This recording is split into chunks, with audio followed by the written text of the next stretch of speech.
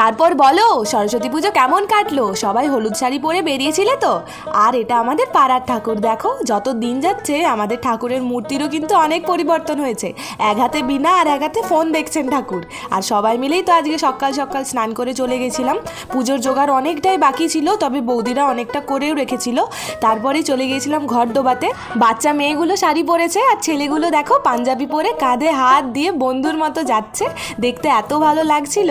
আর আমাদের এই পুকুরেই যে সমস্ত পুজোর জন্য ঘর ডোবানো হয় সেটা তো তোমাদেরকে আগের অনেক ভিডিওতে দেখিয়েছি। আর দেখো এখানে এত লোক হয়ে গিয়েছিল, প্রায় সকলেই আমরা এসেছিলাম।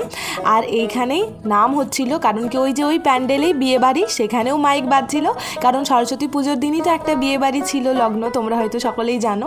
তারপরে আর কি আমরা সবাই মিলে চলে গিয়েছিলাম, অনেকক্ষণ পুজো হলো, তারপরে এই ফুলগুলোকে কুচিয়ে নিচ্ছিলাম, কারণ এবার হবে পুষ্পাঞ্জলি। তারপরে কি পুষ্পাঞ্জলি দিয়ে আজকের দিনটা এইভাবেই কাটালাম।